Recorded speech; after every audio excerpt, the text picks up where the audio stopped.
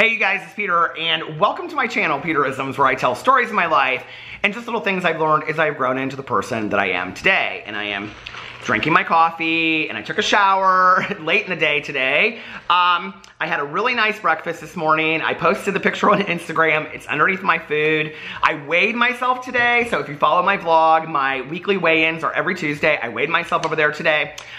It's been a really good day. And then tonight, here in about an hour and a half, I'm going to pick up my best friend, Tanya, and we go to our home group meeting every Tuesday night. A home group meeting is a meeting that you make a commitment to attend on a regular basis, as well as do service work for. And yeah, it's just, it's a place to have some regularity to, as well as to make a commitment to the newcomer that comes in the doors there and things like that. I got so many comments and direct messages and emails from people after I did my video yesterday asking me certain specific questions. And it was really interesting, the broad range of questions that I got regarding recovery. And so if you didn't watch the video yesterday, what I said was that between now and December 17th, which is my sobriety birthday, every year is really difficult for me because it's kind of like looking back on a very dark period of my life. So what I'm doing this year is I'm making a commitment going forward to discuss a lot of those recovery issues, to share a lot of my story, to tell how I got through things, how family members and friends helped me in that process, how building a support network was helpful to me, on and on and on.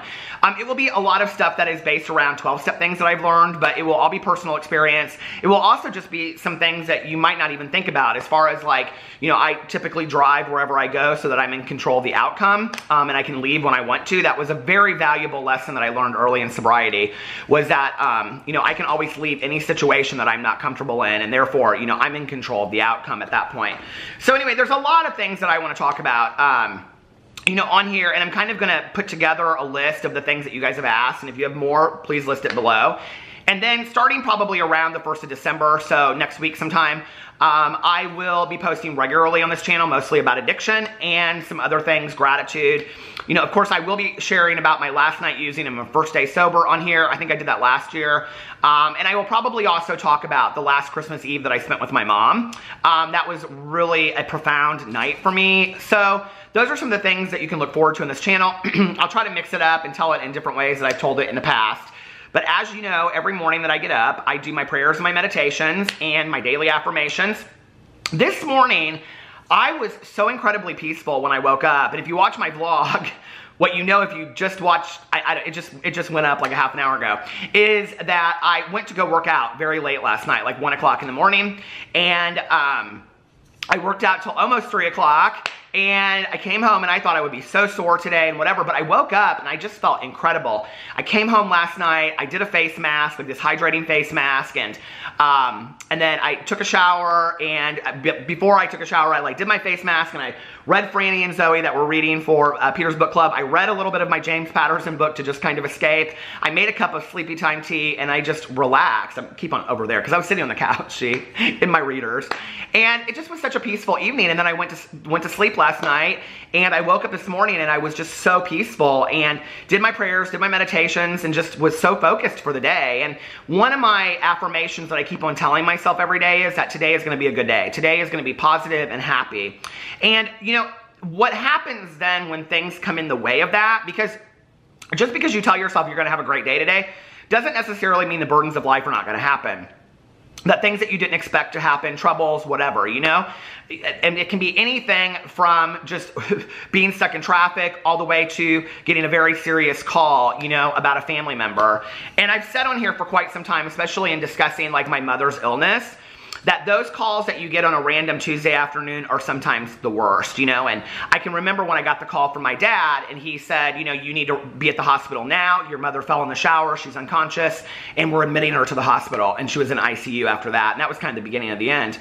When I look at that now, it's hard for me to take granted every day that I've been given with peacefulness and serenity. So I try to like really focus on that. And today so far at 5:48 p.m., it has been pretty blissful. I'm very happy today. And that doesn't mean that it's not going to change, but you know, I have all these tools in my toolbox now, you know, of serenity throughout the day that I can, if something happens, I can breathe, I can, you know, respond instead of reacting.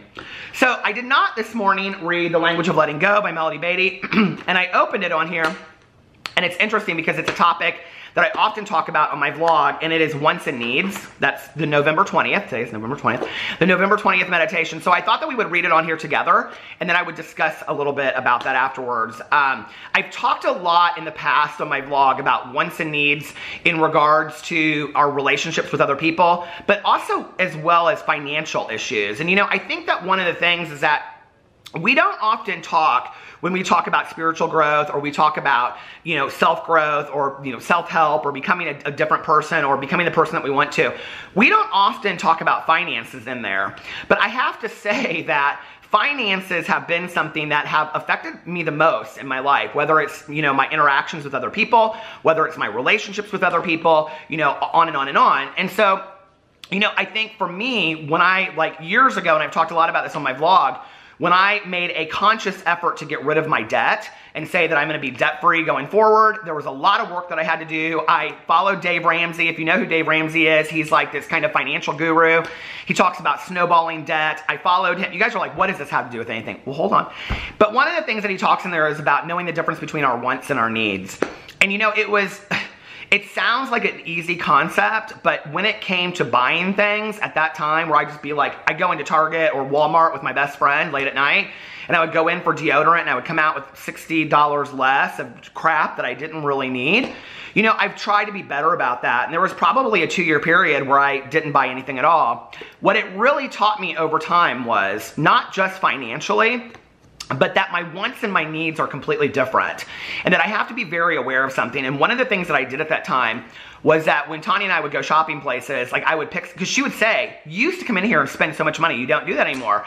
Well, what would happen is I would get home and I would have this stuff and I'd be happy for a half an hour, but then the next day I would just be putting it away and I'd be like, okay, I don't feel any better than I did last night, except for that I'm $60 poorer. I'm sure there's a lot of people out there who will relate to this.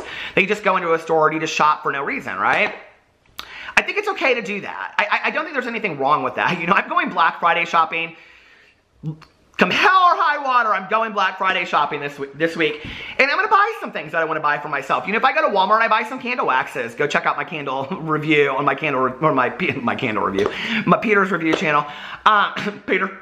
But anyway, I think it's okay to do that. It's just, for me, it's not okay to do that all the time. And one of the things that I learned when I first started, you know, trying to get rid of my debt was I would be like in a store, like I would pick up a book and I would ask myself, like, you know, if it was a book or whatever, because I bought a lot of books, and I would ask myself, is this a want or is this a need? Like, is this something that I need, like food, a certain kind of food, or is this something that I want? Is this toothpaste, or is this, you know, whatever? And then if it was a want, if I said, okay, it's a want, I'd say to myself, well, how many meditation books do you have? Oh, but you heard that this one was a fantastic meditation book and so many people learned from it. So, okay, let's use this meditation book. You can get it today, it's a want. But maybe you don't need this Cheese Whiz and these cookies and all this other kind of stuff. Does that make sense?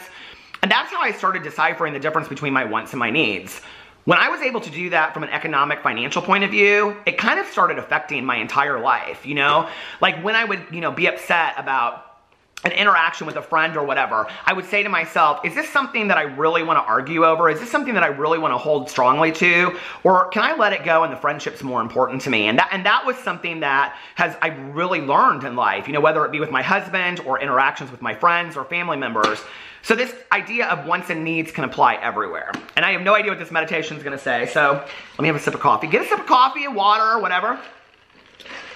Pinot Grigio, if you drink. If you don't, good for you. I mean, there are people out there that can drink and they're completely fine, right? I'm just not one of them. Wants and needs, November 20th. So many of us have been brainwashed to think that we can't have what we want in life. That is the belief of the martyr. It is born of deprivation and fear. Identifying what we want and need, then writing it down. Do you see that my book gets closer and closer to me because I don't have my readers on? Okay, identifying what we want and need, then writing it down sets in motion a powerful chain of events. It indicates that we are taking responsibility for ourselves, giving God and the universe permission to supply our wants and needs. The belief that we deserve to have a change in character, a relationship, a new dimension to an existing relationship, a possession, a certain level of health, living, loving, or success is a powerful force in bringing that desire to pass. Often, when we realize that we want something, that feeling is God preparing us to receive it. Listen, trust. Empower the good in your life by paying attention to what you want and need. Write it down. Affirm it mentally, pray about it, then let it go. Give it to God and see what happens. The results may be better than you think. Today I will pay attention to what I want and need. I will take time to write it down, then I will let it go. I will begin to believe I deserve the best. Okay, this is a really, for me personally, a very powerful meditation. And there's certain things I want to address in here. Anything for me that I want to take seriously, I have to write down. I have to inventory, whether that's my wants and my needs, whether that's my past behaviors, whether that's my relationships with somebody, whatever it is, I have to write it down, inventory it. And when I write it down and I look at it, I can't hide from it. I can't hide from my desires. I can't hide from, what the things I want in life and whatever. And it's interesting because I have a very good friend of mine. I've actually talked about this on here before. I don't even know how long ago this would have been now. I mean, probably 7 or 8 years ago. She and I were talking, and she said to me, I was talking about like not being able to achieve some of the things I wanted to achieve in life. And she very much believes in the power of the secret and the idea of the law of attraction. And I said, but you've had a lot of doors that are open for you that I haven't had and things like that. Playing the martyr, see? And she said, anything that you want is possible, but you have to write it down and you have to practice that every day. You have to look at it. You have to ask yourself, am I putting action to this? Am I being realistic about my goals? It's one thing to say I want to be a movie star, but then it's like, are you doing anything? Are you auditioning? And I said this for years in the past, this is kind of a joke, but in all reality, there's some truth to it. The difference between me and Tom Cruise is that a lot of differences. But the difference between, I could go on a joke tangent, but I'm not going to. The difference between me and Tom Cruise is that he showed up to the audition, And there is a lot of truth in that. Like, we don't know what's going to happen to us if we don't show up, if that makes sense. And writing down our dreams and our wants and our desires and our needs are part of that we have to prepare ourselves. We have to believe that we are worthy of these things, right? And then, and it doesn't have to be these, like, being a movie star. It can be like, I want to be in a good relationship. Well, part of what you start doing when you look at that and you start inventorying it and you practice on it a daily basis, what you realize is, maybe I don't need a relationship. Maybe I don't need somebody in my life to complete me. Maybe I'm just fine on my own. And then what happens is you meet somebody. See, that's how it works, right? The other thing is interesting is that many times in life, the things that I want or the ways that I want them to happen, and I always think about The Craft, the movie The Craft, is that they don't necessarily come to me the way that I wish they would. And it's interesting because in that movie, she says in there, like, they're asking her something about her powers. And she says, I'll pray for I'll ask for like a rainstorm and like a pipe will break in the basement. Blessings in disguise. That's what we're talking about, right? Often things come to us not directly the way that we want them to, Often we have to learn many different lessons around it. And I've talked about this on my vlog extensively, but it would be like this.